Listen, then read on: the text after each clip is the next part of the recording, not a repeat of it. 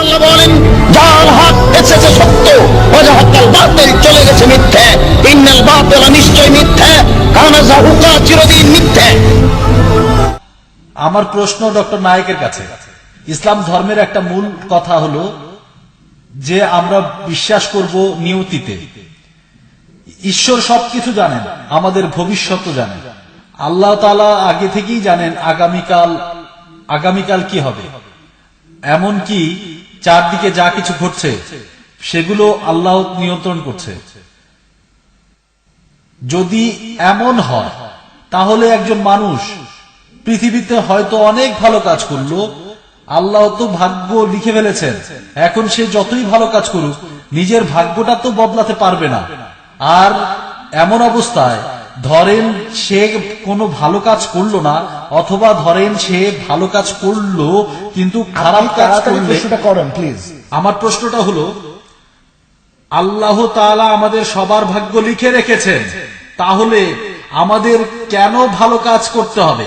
এই প্রশ্নটা আসলে ইসলাম ধর্মের দুর্নাম করার জন্য তাদের এই প্রশ্নের একটা উত্তর দেয়া দরকার, ভুল ধারণা ভাঙতে হবে।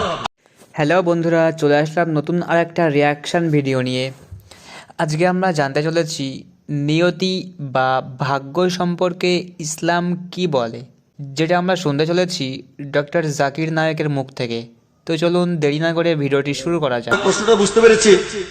ভাই প্রশ্ন করলেন নিয়তির উপরে, উত্তর দেওয়ার আগে বলে নেই, সব মানুষই বলে তাদের বইটা আল্লাহর বাণী। হিন্দু বলে তাদের ধর্মগ্রন্থ ঈশ্বরের বাণী, খ্রিস্টানরা বলে তাদের ধর্মগ্রন্থ ঈশ্বরের বাণী, মুসলিমরা বলে কোরআন হলো আল্লাহর বাণী।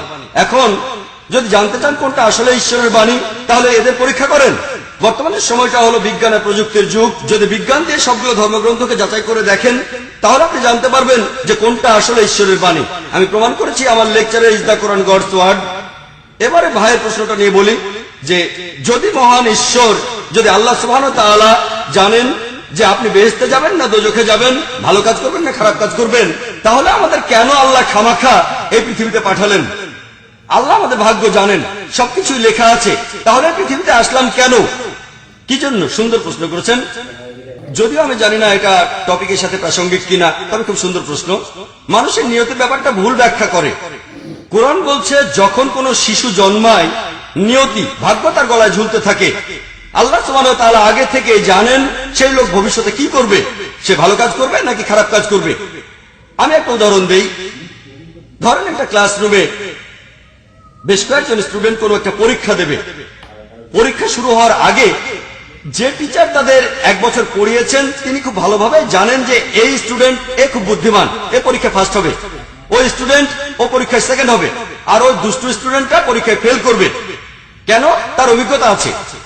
যখন পরীক্ষার রেজাল্ট দিল, প্রথম ছেলেটা আসলেই ফার্স্ট হলো, পরের জন পরীক্ষায় সেকেন্ড হলো, শেষের জন ফেল করলো।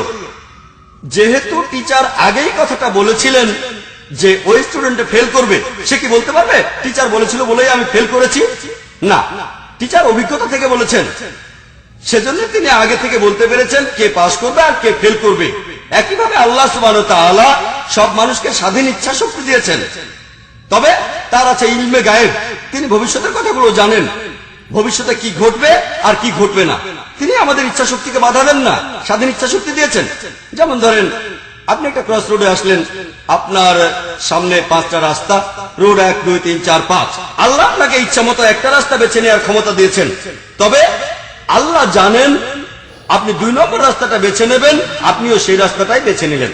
এখন ব্যাপারটা এরকম না যে ভাগ্যে লেখা ছিল 2 নম্বর রাস্তায় যাবেন, সেজন্য সেটা বেছে নিলেন। এর কারণ হলো আল্লাহর আছে ইলমে গায়েব। তিনি ভবিষ্যতের কথাগুলো আগে থেকেই জানেন। তিনি জানেন আপনি কোন পথটা বেছে নেবেন। যেহেতু তিনি জানেন তাই লিখে রেখেছেন। ব্যাপারটা এমন না যে আল্লাহ আগে থেকে লিখে রেখেছেন বলে আপনি এমনটা করেছেন। ব্যাপারটা আসলে উল্টোটা। আরো সামনে গিয়ে 3টা রাস্তা দেখলেন এ বি সি, আপনি বেছে নিলেন রোড বি। আল্লাহ এটা আগে থেকে জানেন যে এখানে আসলে আপনি বেছে নেবেন রোড বি। ব্যাপারটা আসলে এমন না যে আল্লাহ তাআলা লিখে রেখেছেন বলেই আপনি এমনটা করেছেন। ব্যাপারটা আসলে উল্টোটা। আল্লাহর আছে ইলমে গায়েব। এছাড়া আল্লাহ আরো জানেন যে কোন লোক সে বেহেশতে যাবে নাকি দোজখে যাবে তিনি ভালো করে জানেন। এখন প্রশ্ন হলো, তিনি প্রথমে কেন এমন করছেন না যে যখন কেউ জন্মাচ্ছে আল্লাহ জানেন সে ভালো কাজ করবে, সে ঈমান আনবে, বেহেশতে পাঠিয়ে দিলেন। ওই লোকটা সে মানুষ খুন করবে, ব্যভিচার করবে, দোজখে পাঠিয়ে দিলেন। আল্লাহ কেন সরাসরি মানুষকে এভাবে বেহেশতে বা দোজখে পাঠাচ্ছেন না? এর পেছনের কারণটা হলো, আল্লাহ যদি কাউকে বেহেশতে পাঠিয়ে দেন সে আপত্তি করবে না, কিন্তু কাউকে যদি দোজখে দেন সেটা হলো শেষ বিচারের দিন আল্লাহ তাআলার কাছে জানতে চাইবে, আমাকে দোজখে পাঠালেন কেন, কেন পাঠালেন দোজখে? আল্লাহ জানেন এই লোকটা পাপ করবে, কিন্তু লোকটা তো সেটা জানে না। আল্লাহ তাকে প্রথমে দোজখে পাঠালে সেই লোক কিয়ামতের দিন আল্লাহ তাআলাকে প্রশ্ন করবে, তুমি আমাকে কেন দোজখে পাঠালে? সে প্রশ্ন করবে। কোরআন বলছে শেষ বিচারের দিন কেউ আল্লাহ তাআলাকে কোনো প্রশ্ন করতে পারবে না, ব্যাপারগুলো পরিষ্কার থাকবে। যে লোকটাকে দোজখে পাঠানো হবে সে মেনে নেবে তার দোজখে যাওয়া উচিত, সে শুধু ক্ষমা প্রার্থনা করবে, প্রশ্ন করতে পারবে না। এজন্য আল্লাহ তাআলা প্রথমেই কাউকে বেহেশতে বা দোজখে পাঠান না, যাতে আপনি প্রমাণ পান যে আপনি কেমন কাজ করেছেন।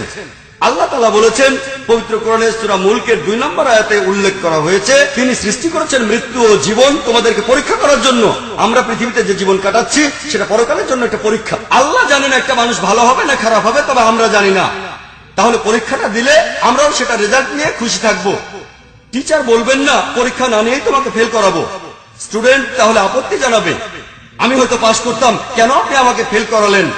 একইভাবে কেউ যাতে শেষ বিচারের দিন আল্লাহকে প্রশ্ন করতে না পারে সেজন্য আল্লাহ সবাইকে পরীক্ষা ফেলেন, তারপর ফলাফলটা দেখেন। তিনি ফলাফলটা জানেন, তবে আমরা জানি না, আর এজন্য তিনি আমাদের এই পৃথিবীতে জীবন কাটানোর সুযোগ করে দেন। তো বন্ধুরা, ভিডিওটি দেখে আপনাদের কেমন লাগলো কমেন্টে অবশ্যই জানাবেন, এবং আমাদের চ্যানেলে নতুন হয়ে থাকলে আমাদের চ্যানেলটিকে একটি লাইক এবং সাবস্ক্রাইব করে দিয়ে আমাদের পাশে থাকবেন। তো বন্ধুরা, দেখা হচ্ছে পরবর্তী কোনো নতুন ভিডিওতে।